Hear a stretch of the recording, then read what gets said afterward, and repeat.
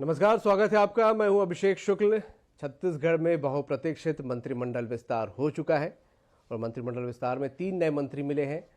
और जिस विभाग की बड़ी चर्चा होती थी, शिक्षा विभाग, स्कूल शिक्षा विभाग बहुत अहम है। कल विभागों का ही बंटवारा हो गया और वो विभाग आया है एक ऐसे मंत्री के पास, एक ऐसे व्यक्ति के पास जिनका नाम पहले दिन से चल रहा था और बहुत ही स्वाभाविक दावेदार भी वो माने जा रहे थे। गजेंद्र यादव जी की हम बात कर रहे हैं। बहुत स्वागत सर गजेंद्र यादव जी। बहुत बहुत धन्यवाद भैया। गजेंद्र जी, आपका नाम पहले दिन से चल रहा था, क्या उम्मीदें थी मंत्री पद तक पहुंच पाएंगे? क्या लग रहा था मन में? ऐसे मन में कभी कुछ नहीं लगा। आप लोग का आशीर्वाद था, बड़े लोग का स्नेह था, नाम अखबार में, मीडिया में, सोशल मीडिया में आता था, लेकिन कभी ऐसा लगता नहीं था। हमको तो लगता था कि हम तो 2 साल पहले एक बहुत छोटे सामान्य कार्यकर्ता थे, पार्टी विधायक बना दी, टिकट दे दी, विधायक बन गए। विधायक बनना भी अपने आप में एक बहुत गौरव की बात है। लाखों कार्यकर्ता हैं भारतीय जनता पार्टी के, उनके बीच से पार्टी ने हमको मौका दिया। इसके लिए पार्टी के तो हमेशा ऋणी रहेंगे, आभारी रहेंगे। विधायक बन गए, काम करने की इच्छा, दुर्ग शहर के लिए बहुत अच्छा एक मौका था। अपन काम करने का प्रयास कर रहे हैं। बिल्कुल। लोग जानना चाहेंगे छत्तीसगढ़ के अपने मंत्री के बारे में, क्या उनका बैकग्राउंड है, कहाँ से आपकी एजुकेशन हुई और राजनीतिक जो सफ़र है वो कहाँ से शुरू हुआ? अब मैं मूलतः राष्ट्रीय स्वयंसेवक संघ परिवार से हूँ। पिताजी, मैं जब से बाल्यावस्था से देखता था, पिताजी शाखा जाते थे और उनके साथ साथ शाखा जाने का, जब से हम चलना फिरना चालू किया तब से शाखा ही हम गए। अलग से कोई खेलने वेलने के लिए कहीं नहीं जाते थे। सिर्फ संघ की शाखा प्रतिदिन हम 5 से 6 शाखा फिक्स रहता था। तो मूलतः मैं संघ बैकग्राउंड का हूँ। पहला दुर्ग में वहीं पढ़ा। प्रारंभिक शिक्षा मारवाड़ी विद्यालय दुर्ग में मेरी हुई। मिडिल स्कूल गवर्नमेंट मल्टीपर्पज़, जो JRD स्कूल के नाम से जाना जाता है, वहाँ में मिडिल स्कूल, हाई स्कूल। उसके अंदर BSc करने साइंस कॉलेज गया। साइंस कॉलेज दुर्ग में BSc के बाद, उस समय हमारे समय में ITI का बहुत प्रचलन था। लोग भिलाई स्टील प्लांट की नौकरी आसानी से लगते थे, तो भिलाई में ITI किया फिटर ट्रेड से। और ऐसा संयोग हुआ कि ITI करने तक वो नौकरियां बंद हो गई। जिस ITI में पढ़ता था वहीं मेरा ऐसा सौभाग्य था कि 1 साल मुझे पढ़ाने का भी अनुभव मिला। जहाँ तक मुझे याद है, सबसे युवा पार्षद भी थे आप। मैं एक संयोग, एक सुखद संयोग ये है कि जिस दिन मैं इलेक्टेड हुआ तो 21 वर्ष 6 महीना 11 दिन था।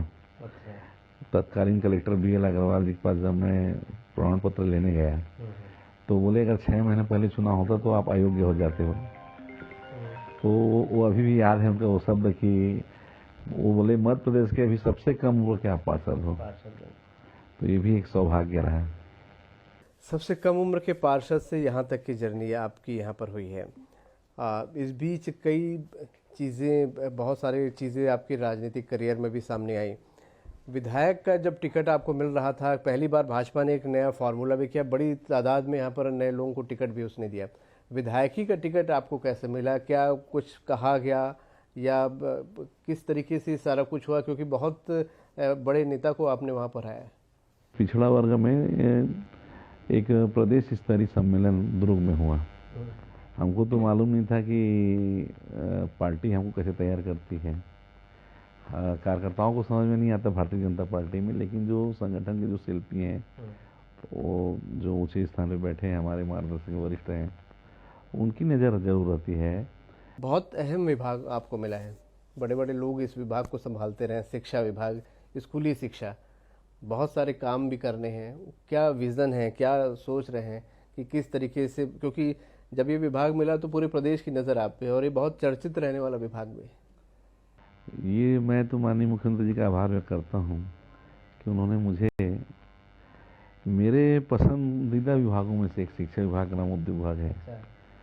मैं जब पार्षद था तब भी सरोज पांडे जी के MIC में मेंबर हुआ करता था। उस समय भी शिक्षा विभाग का भी प्रभारी था। माननीय मुख्यमंत्री डॉक्टर रमन सिंह जी ने 2015 मुझे कहा कि स्काउट गाइड में कोई ठीक ठाक नहीं है, तुमको स्काउट गाइड मुखिया बनना है। जब मैं उस समय काम किया तो डॉक्टर साहब एक दिन बोले, मैं सोचा नहीं था कि तुम इतना काम करोगे। 3 जम्बूरी किए, 3 बड़े सर्वधर्म प्रार्थना किए, 1,35,000 वृक्ष हम लगाए, अभी भी देवरझाल और कोडिया में दिखता है। और 10,622 बच्चों का उस समय डीजीपी साहब एन उपाध्याय साहब थे, लांग कुमेर साहब एडीजी वो थे यातायात, उनके साथ मिलके हम बच्चों को प्रशिक्षण दिए थे, स्काउट गाइड के बच्चों को यातायात संबंधी टॉपिक के लिए। तो ये बहुत पसंदीदा विभाग है, अपन इसमें काम बहुत ज़रूर करेंगे, क्योंकि मैं खुद सरकारी स्कूल में पढ़ा हूँ।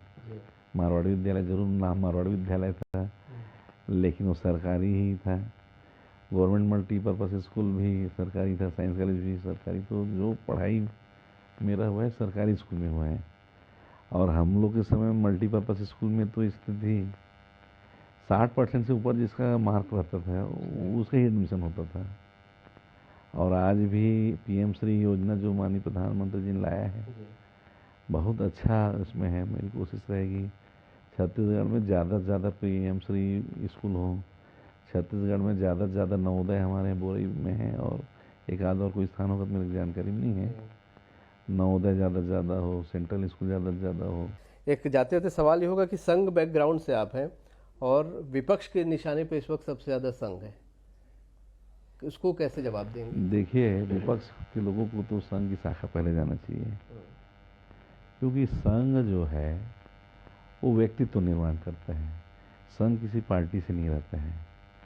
संघ का पहला और अंतिम लक्ष्य ये है कि परम वैभव नेतृत्व में स्वराष्ट्रम, राष्ट्र को परम वैभव के शिखर पर ले जाना।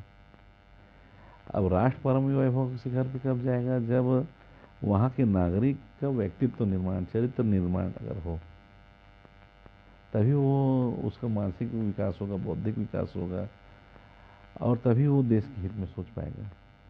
तो पहले जो संघ के बारे में जो वो लोग बोलते हैं, उन सब से मैं आग्रह करता हूँ, संघ में कोई ऐसा बंधन नहीं है कि भारतीय जनता पार्टी के लोग नहीं आएंगे, कांग्रेस के लोग नहीं आ सकते, ऐसा कुछ भी नहीं है। मैं एक ही निवेदन करता हूँ, पहले संघ की आप शाखा में जाइए। शाखा में जब जाएंगे, वहाँ कोई सिखाना या पढ़ाना नहीं पड़ता। वहाँ आप जब जाएंगे तो ऑटोमेटिक आपका सुधार होता जाएगा। पहले आप उसमें समझिए, जो संगठन राष्ट्र जिनका देश हित ही सबसे बड़ा महत्वपूर्ण होता है, व्यक्तित्व निर्माण होता है, चरित्र निर्माण होता है, तो ऐसे पवित्र संस्था के बारे में बोलना उचित नहीं होगा। उनको ये बात समझना चाहिए, अगर उनको कुछ बोलना है उसके पहले वो जाके शाखा जाए, मैं उनसे आग्रह करता हूँ। ये आखिरी सवाल आपसे कि बिहार में इलेक्शन जल्द होने वाले हैं और यादव समाज की बड़ी अहम भूमिका है, पार्टी अगर आपकी ज़रूरत महसूस करेगी वहाँ पर तो इच्छुक हैं आप?